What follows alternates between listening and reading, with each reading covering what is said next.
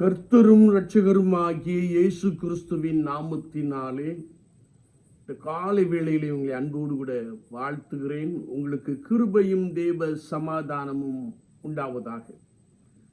வெள்ளிக்கிழமை காலமை தோறும் பரிசுத்த ஆவியானவர் யார் என்ற வார்த்தையின் அடிப்படையிலே நாம் கர்த்தருடைய வார்த்தையை தியானித்துக் கொண்டே இருக்கிறோம்.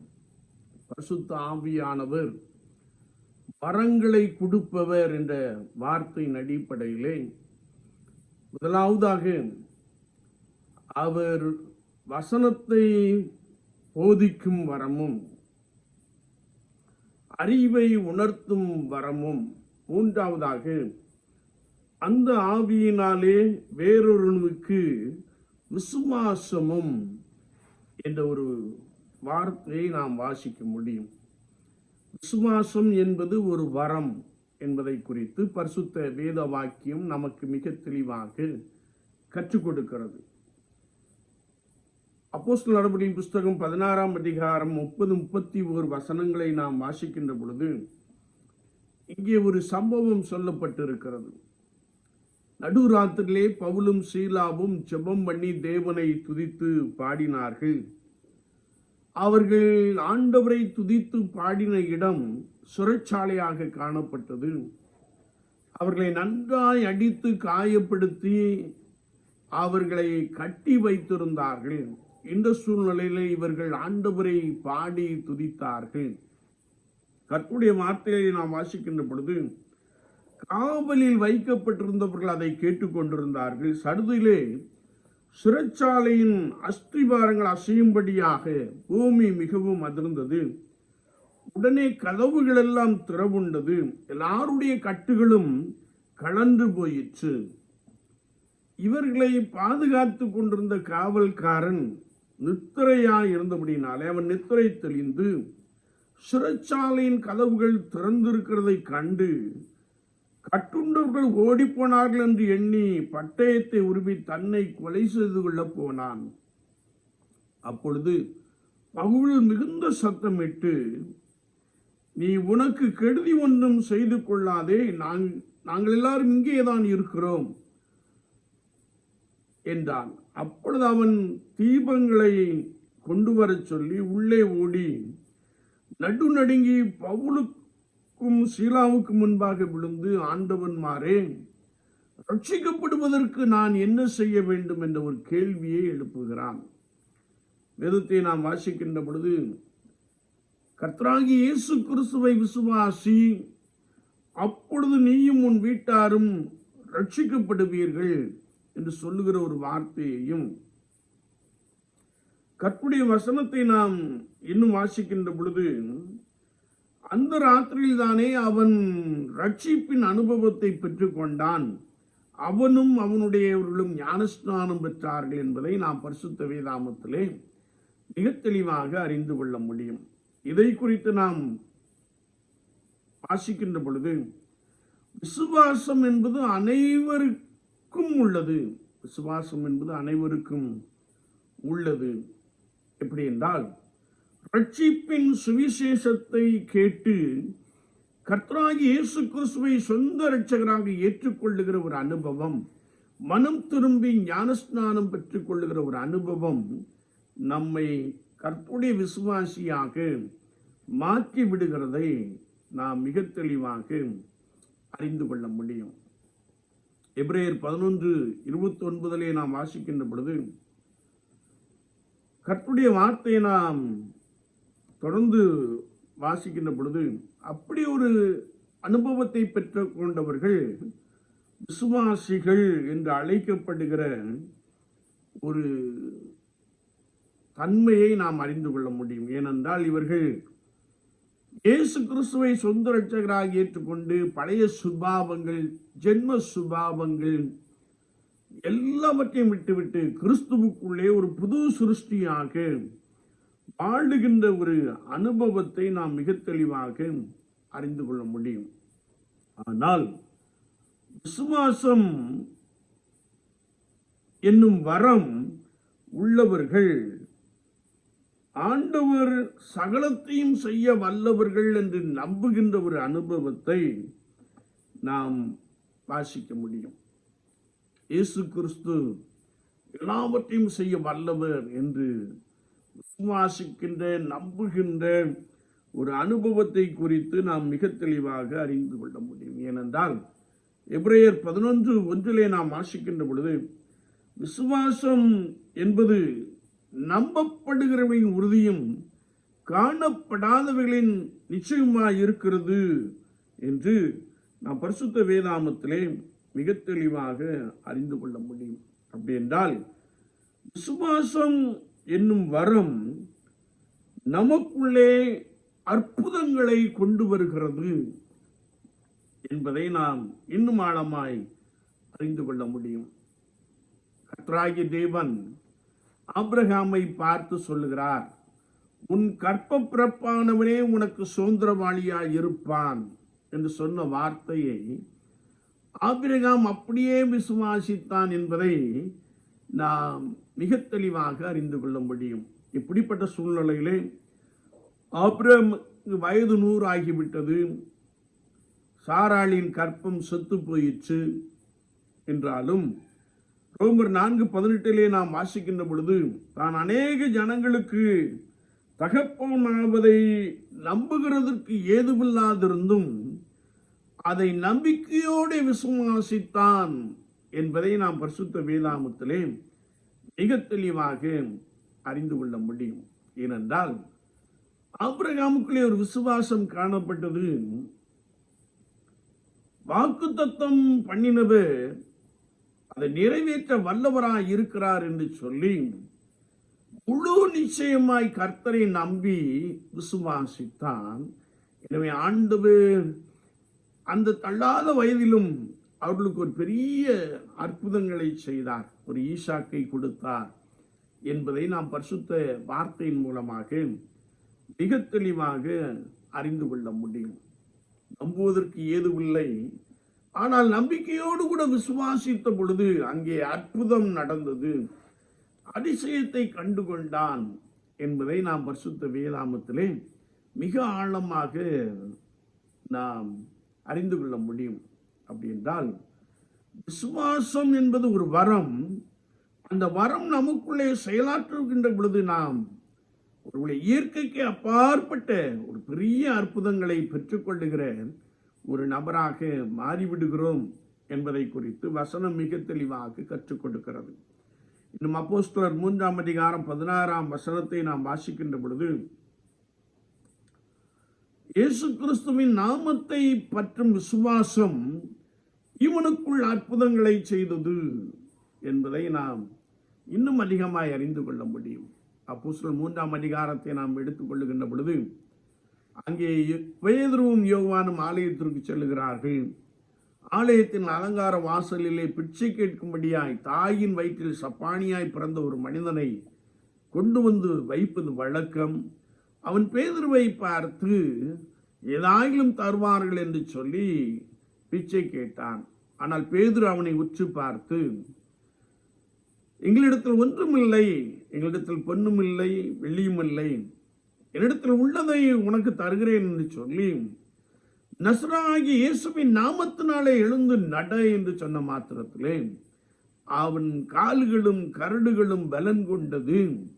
அவன் எழுந்து நடந்து குதித்து கர்த்தருடைய நாமத்தை அவன் துதித்தான் என்பதை நாம் மிக தெளிவாக அறிந்து கொள்ள முடியும். என்னை கேட்டுக்கொண்டிருக்கிற என் அன்பு சகோதரனே சகோதரியே, கர்த்தருடைய வார்த்தை நாம் வாசிக்கின்ற பொழுது பேதுருவுக்குள் இருந்த அந்த விசுவாசம் பலத்த அற்புதங்களை செய்கின்ற ஒரு காட்சியை குறித்து நாம் இங்கே மிக தெளிவாக அறிந்து கொள்ள முடியும்.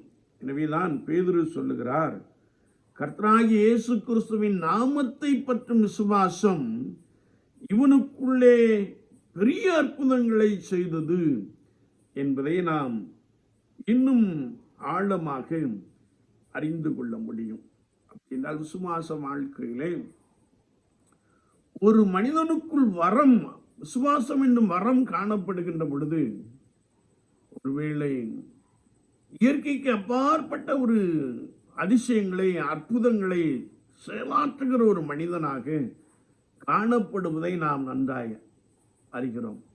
ஒருவேளை விசுவாச வாழ்க்கையிலே திருச்சபையின் வளர்ச்சிக்கு இந்த வரமானது முக்கிய பங்காற்றுகிறதை மிக தெளிவாக நாம் அறிந்து கொள்ள முடியும். இன்னும் நாம் எபிரேயர் 11:29 வாசிக்கின்ற பொழுது, விசுவாசத்தினாலே அவர்கள் சிவந்த சமுத்திரத்தை உலர்ந்த தரையாக கடந்து சென்றார்கள் என்பதை இன்னும் ஆழமாய் அறிந்து கொள்ள முடியும். ஏனென்றால் பார்வோனின் சேனை துரத்தி கொண்டு வருகிறது. இஸ்ரவேல் ஜனங்கள் மோசேக்கு விரோதமாய் முறுமுறுக்கிறார்கள்.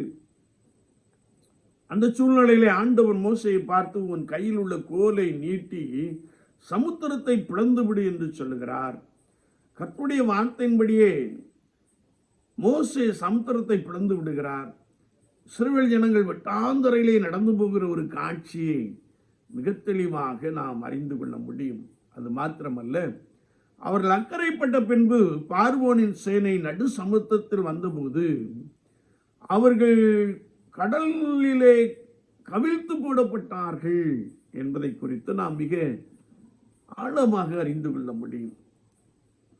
ஒரு மனிதனுக்குள் விசுவாசம் என்னும் வரம் செயலாற்றுகின்ற பொழுது, ஒருவேளை சமுத்திரத்தின் நடுவே உலர்ந்த தரையிலே நடந்து போகக்கூடிய அந்த அதிசயமான காரியத்தை செயலாற்றுகிற ஒரு அனுபவத்தை நாம் மிக தெளிவாக அறிந்து கொள்கிறோம். என்னை கேட்டுக்கொண்டிருக்கிற என் அன்பு சகோதரனே, சகோதரியே, விசுவாசம் என்பது ஒரு வரம் என்று வேதத்தில் எழுதப்பட்டிருக்கிறது. சில வேளைகளில் அநேகர் நீ விசுவாசி விசுவாசி என்று சொல்லி சில கர்த்தருடைய ஜனங்களை அலட்டிக் கொள்வதை நாம் பார்க்க முடியும். ஆனால் விசுவாசம் என்பது பொதுவான ஒரு காரியம். சுவிசேஷத்தை கேட்டு ரட்சிப்பை பெற்று ஆண்டவருக்காக பலமாய் வாழுகின்ற ஒரு அனுபவத்தோடு கூட இந்த விசுவாசம் என்னும் வரம் ஒரு மனிதனுக்குள்ளே காணப்படுகின்ற பொழுது அவன் கர்த்தருடைய நாமத்தினாலே அதிசயங்களையும் அற்புதங்களையும் செயலாற்றுகிற ஒரு மனிதனாக மாறிவிடுகிறதை நாம் மிக தெளிவாக அறிந்து கொள்ள முடியும். ஒருவேளை புதிய ஏற்பாட்டுக்கு நாம் இன்னும் வருகின்ற பொழுது, ஆண்டவராகிய இயேசு கிறிஸ்து லாசருவை எங்கே வைத்தீர்கள் என்று கேட்கிறார். அவர்கள் ஐயோ 4 நாள் ஆயிற்றே நாருமே என்று சொல்லுகிறார்கள். ஆனால் ஆண்டவர், நீ விசுவாசித்தால் தேவனுடைய மகிமையை காண்பாய் என்று சொல்லுகிற ஒரு வார்த்தையை நாம் வாசிக்க முடியும். விசுவாசிக்கிறேன் ஆண்டவரே என்று சொன்ன மாத்திரத்திலே லாசருவே வெளியே வா என்று சொல்லுகிறார். மரித்து போன லாசரு உயிரோடு கூட எழும்பி வருகின்ற ஒரு காட்சியை குறித்து வேதம் நமக்கு மிக தெளிவாக கற்றுக் கொடுக்கிறது.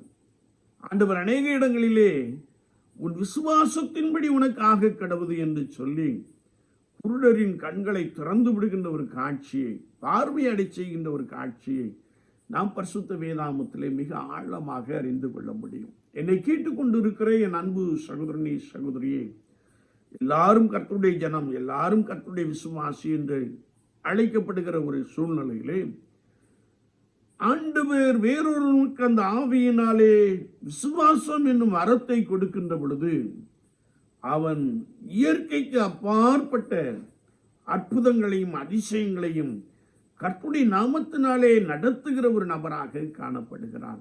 விசுவாசம் என்னும் வரம் ஒருவேளை ஆவிக்குரிய வாழ்க்கையிலே ஒரு மனிதனை ஆண்டவருக்குள்ளே ஆழமாய் பலன் கொள்ள சொல்கிற ஒரு அனுபவம், ஒருவேளை திருச்சபையின் காரியத்திலே, ஒருவேளை சர்ச்சினுடைய வளர்ச்சிக்காக இதை ஆண்டவர் ஒரு மனிதனுக்கு கொடுத்து பயன்படுத்துகிற ஒரு அனுபவத்தை நாம் மிக தெளிவாக அறிந்து கொள்ள முடியும். எனவே நீங்கள் விசுவாசம் என்னும் வரத்தை கர்த்தருடைய சமூகத்திலே காத்திருந்து பெற்றுக்கொள்ளுகின்ற பொழுது கர்த்தர் உங்களை வல்லமையாய் எடுத்து பயன்படுத்துகிறார். நீங்கள் அற்புதம் செய்யும் ஒரு மனிதனாக, ஒரு மனுஷியாக மாறிவிடுகிறீர்கள். ஒரு ஆண்டவர் அதை கர்த்தருடைய சபையின் வளர்ச்சிக்கென்று பயன்படுத்துகிற ஒரு அனுபவத்தை நாம் மிக தெளிவாக அறிந்து கொள்ள முடியும். எனவே நீங்கள் சுவாசம் என்னும் வரத்தையும் நீங்கள் நாடுங்கள். ஆண்டவர் உங்களை கொண்டு பெரிய காரியங்களை செய்ய போதுமானவராக இருக்கிறார். குறிப்பாக 1 ராஜாக்களின் புஸ்தகத்திலே நாம் வாசிக்கின்ற பொழுது அந்த 18ஆம் அதிகாரத்திலே எலியா தீர்க்கதரிசி கர்மேல் பர்வதத்திலே ஏறி தன்னுடைய வேலைக்காரனை பார்த்து, நீ சமுத்திரமுகமாய் போய் பார், மேகம் தோன்றுகிறதா என்று சொல்லி கேட்கிறார். அவன் பார்த்துவிட்டு இல்லை என்கிறான். இன்னும் 7 விசை நீ பார் என்று சொல்லுகிறார். 7ஆம் விசையிலே உள்ளங்கை அளவு மேகத்தை கண்டேன் என்று சொல்லுகிறான். ஆண்டவர் எலியாவுக்குண்டான விசுவாசத்தினாலே அந்த உள்ளங்கை அளவு மேகத்தை கொண்டு பெருமழையை உண்டு பண்ணினார் என்று வேதம் சொல்லுகிறது. தீர்க்கதரிசி விசுவாசத்தினாலே பெருமழையை உண்டாக்கினான் என்பதை நாம் மிக தெளிவாக அறிந்து கொள்ள முடியும். என்னை கேட்டுக்கொண்டிருக்கிற என் அன்பு தெய்வ ஜனங்களே, நீங்கள் கர்த்தருடைய சமூகத்திலே காத்திருந்து விசுவாசம் என்னும் வரத்தை நீங்கள் பெற்றுக்கொள்ளுகின்ற பொழுது, நீங்கள் கர்த்தராகிய இயேசு கிறிஸ்துவினாலே வல்லமையாய் எடுத்து பயன்படுத்தப்படுகிற ஒரு மனிதனாய் மனுஷியாய் காணப்படுகிறீர்கள். கர்த்தர் உங்கள் மூலமாய் பலத்த அற்புதங்களையும் அதிசயங்களையும் செய்கிறார். அதை பார்க்கிற ஜனங்கள் கிறிஸ்துவின் பேரிலே விசுவாசம் வைக்கிறார்கள்.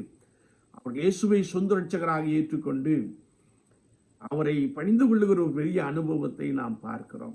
எனவே நீங்கள் விசுவாசம் என்னும் வரத்தை நாடுங்கள். கர்த்தர் உங்களோடு கிடந்து பெரிய காரியங்களை செய்வாராக. ஆமீன், ஆமீன். நாம் ஜெபிப்போம். நேசிக்கிற நல்ல ஆண்டவரே, காலை வேளைக்காய் ஸ்தோத்திரம். வார்த்தைகளை கேட்டவர்களுக்காக துதிக்கிறோம், ஸ்தோத்திரிக்கிறோம். கர்த்தருடைய ஆவியானவர் ஒவ்வொருவரையும் பலப்படுத்தும்படியாய் நாங்கள் வேண்டு நிற்கிறோம். தெய்வீக பிரசன்னம் ஒவ்வொருவரையும் பலமாய் ஆட்கொள்ளட்டும். அபிரகாம் கர்த்தரை விசுவாசித்தான், அது அவனுக்கு நீதியாக எண்ணப்பட்டது என்ற வார்த்தையின்படியே ஒன்றுமில்லாத சூழ்நிலையிலே உம்மை விசுவாசிக்கின்ற பொழுது பலத்த அற்புதங்களையும் அதிசயங்களையும் செய்கிறீர் என்ற வார்த்தைக்காக நாங்கள் உமக்கு ஸ்தோத்திரம் செலுத்துகிறோம். அப்படியே விசுவாசத்தினாலே நாங்கள் உடைய கரத்திலிருந்து அதிசயங்களையும் அற்புதங்களையும் பெற்றுக் கொள்ளுகிறோம். கர்த்தருடைய ஆவியானவர் ஒவ்வொருவரையும் பலப்படுத்துவீராக. விசுவாசத்தினாலே வேறொருவனுக்கு அந்த ஆவியினாலே விசுவாசம் என்னும் வரத்தை கொடுத்தீரே, அந்த கிருபைக்காய் ஸ்தோத்திரம். அப்படி வாஞ்சிக்கிற யாவர் மீதும் உடைய வல்லமை இறங்கட்டும். அதிசயங்களையும் அற்புதங்களையும் நடப்பிக்கிற தேவ மனிதர்களாக மனுஷிகளாக மாறிவிட உதவி செய்யும்.